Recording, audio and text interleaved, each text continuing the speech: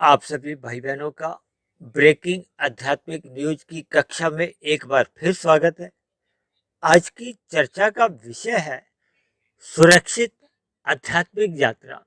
और साथ में मैंने देखिए ब्रैकेट में एक शब्द लिखे हैं, मोबाइल बैटरी सूचक। और बाएं तरफ ही हमने एक बैटरी सूचक का ही एक चिन्ह बनाया है जिसमें हमने 32% एक उदाहरण के लिए लिखा है। क्योंकि अक्सर हमारी जो चर्चाएं होती रहती हैं, तो उन चर्चाओं में अक्सर हम भौतिक यात्रा या आध्यात्मिक यात्रा के ऊपर हम कुछ शब्द बोल देते हैं। और अक्सर मैं ये कह देता हूँ कि भौतिक जगत में हम जितनी भी आध्यात्मिक उन्नति कर लेते हैं, वो मरने के साथ ही समाप्त समझी जाती है। और आध्यात्मिक उन्नति हम जितनी भी कर लेते हैं, वो मरने के बाद ही सुरक्षित मानी जाती है। तो इसी बात को ही एक ध्यान में रखते हुए, मद्देनजर रखते हुए, आज की चर्चा पर हम थोड़ी सी एक समझाने का प्रयत्न करने जा रहा हूँ। देखिए, अक्सर हम सभी भाई बहनों के हाथ में एक मोबाइल होता है। इस मोबाइल में एक बैटरी रहती है और उस बैटरी की एक समय सीमा होती है। किसी की बैटरी 1 दिन में समाप्त होती है, किसी की 2 दिन में। तो उसको फिर हम दोबारा से चार्ज करते हैं, पुनः शक्ति प्राप्त करने के लिए। तो ये जो हम बैटरी का जो मैंने आज 32% का लिखा है ना, ये उदाहरण के लिए। इसको आप चाहे 25% लिख दो, चाहे 40% लिखो, चाहे 5% लिखो। अक्सर जैसे ही आपकी हमारी ये बैटरी कमजोर होने लगती है, तो फिर हम इसको चार्ज करते हैं। और जब हम एक सामान्य रूम में चार्ज करते हैं, तो देखिए ये जो मैंने 32% लिखा है ना, ये लिखा हुआ नहीं आता। लेकिन जब हम अपने फोन को स्विच ऑफ कर देते हैं, और फोन को स्विच ऑफ करने से पूर्व आपकी हमारी बैटरी की जो जो स्थिति होती है, यानी कि वो अगर 30% पे थी तो 30% आप मानकर चलो, यदि वो 32% थी तो आप 32% मानकर चलो, यदि वो 40% थी तो वो 40% आप मानकर चलो। तो जैसे ही हम उस बैटरी को ऑन करते हैं, यानी कि चार्जर पर लगाते हैं, तो वो जो फटाफट की जो स्थिति उसमें बनती है ना, ये जो मैंने 32% की लिखी है, वो पहले 0 से 1 2 3 5 7 करते करते वो 32 पे आकर ही रुक जाती है। तो इसका अभिप्राय क्या है, वो मैं आपको समझाने जा रहा हूँ। देखिए, हम सभी भाई बहन मनुष्य योनि में है। मनुष्य योनि को कर्म योनि भी कहा जाता है, साधना योनि भी कहा जाता है। क्योंकि शास्त्रों में कहा गया है कि मनुष्य योनि में ही हम सकाम भाव से जैसे जैसे कर्म करते हैं, चाहे वो पाप कर्म है, चाहे वो पुण्य कर्म है। देखिए, पाप कर्म उनको कहा जाता है कि जब हम अपने सुख प्राप्ति के लिए अन्य जीवों को साथ छल कपट ठगी हेरा फेरी करते हुए उनको पीड़ा देते हैं, कष्ट देते हैं, तो ऐसे सभी कर्म वो शास्त्र विरुद्ध माने गए हैं। इनको निषेध कर्म कहा जाता है, पाप श्रेणी में रखा गया है। तो ऐसे सभी कर्म होने से फिर आपका हमारा एक कर्मों के खाते में पाप कर्मों का कर्माशय बढ़ने लगता है।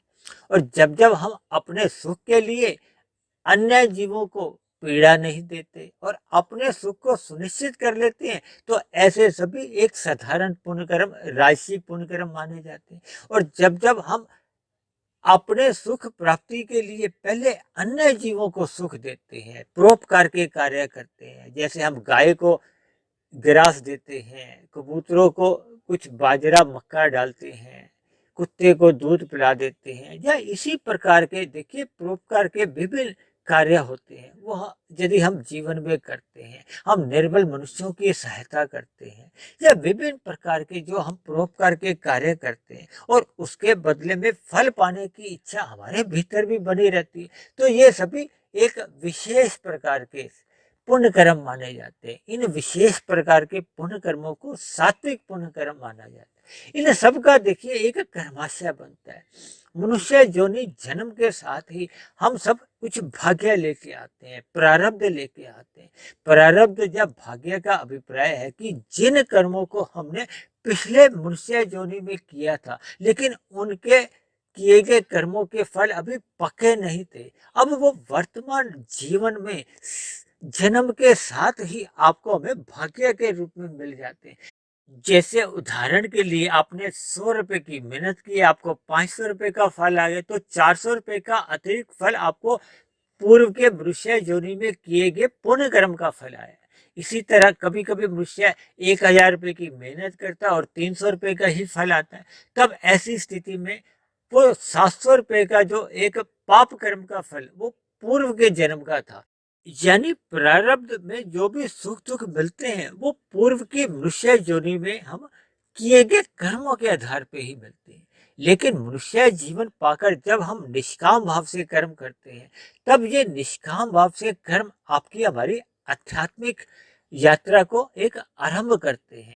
इसी निष्काम कर्मों को ही गीता में भगवान श्री कृष्ण ने कर्म योग का नाम दिया है। देखिए, योग का अभिप्राय क्या है?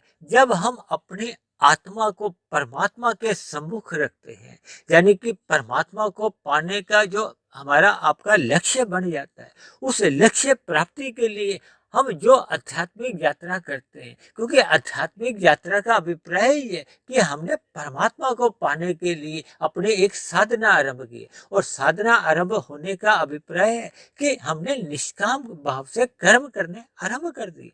क्योंकि अब हमें प्रकृति के जो विषय भोग है या जितने भी प्रकार के सुख हैं, उनसे हमें कोई एक आकर्षण नहीं रहता।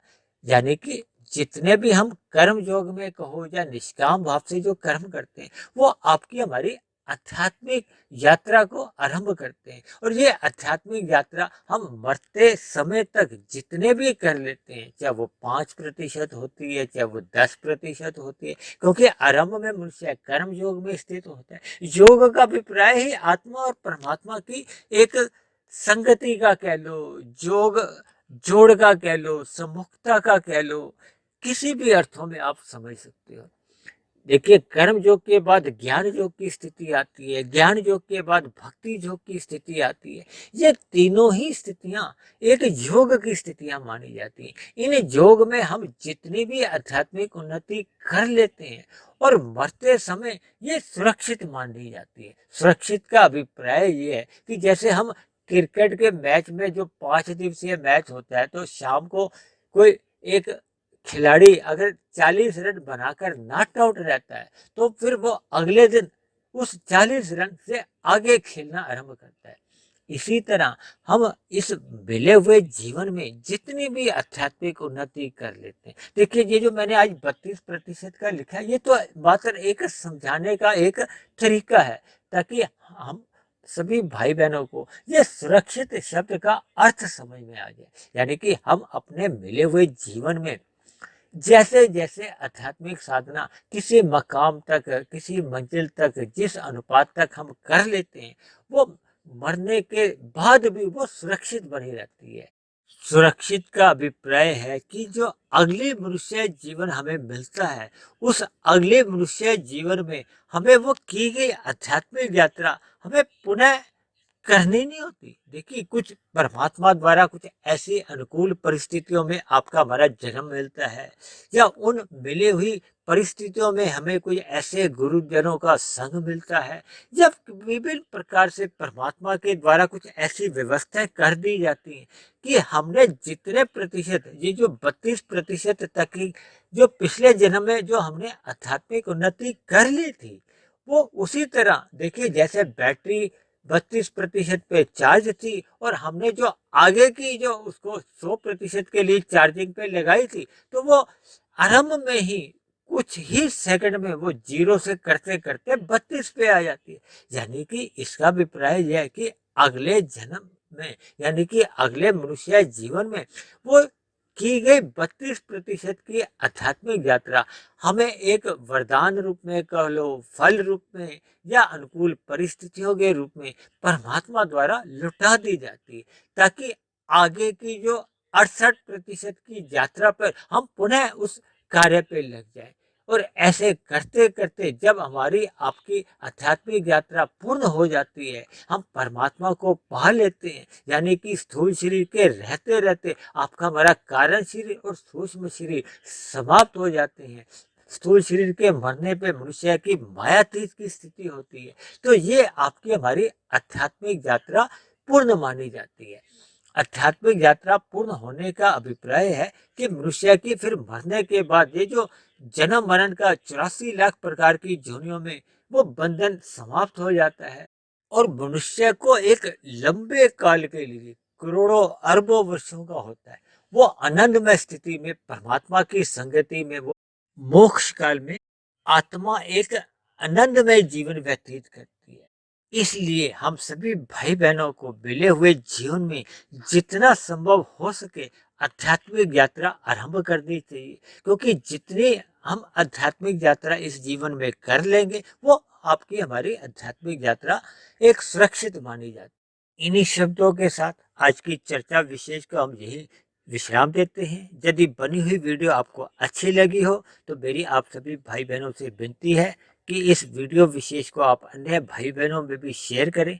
और यदि मेरे कहे गए शब्दों पर किसी प्रकार की आपकी कोई आपत्ति हो, शिकायत हो, तो नीचे दिए गए कमेंट्स बॉक्स पर जाकर आप अपनी आपत्ति या शिकायत लिख सकते हो। तो चर्चा विशेष को यहीं विश्राम देते हैं। कल फिर मिलते हैं एक नए विषय को लेकर, एक नए संदेश के साथ। तब तक आप सभी भाई बहनों का बहुत बहुत धन्यवाद।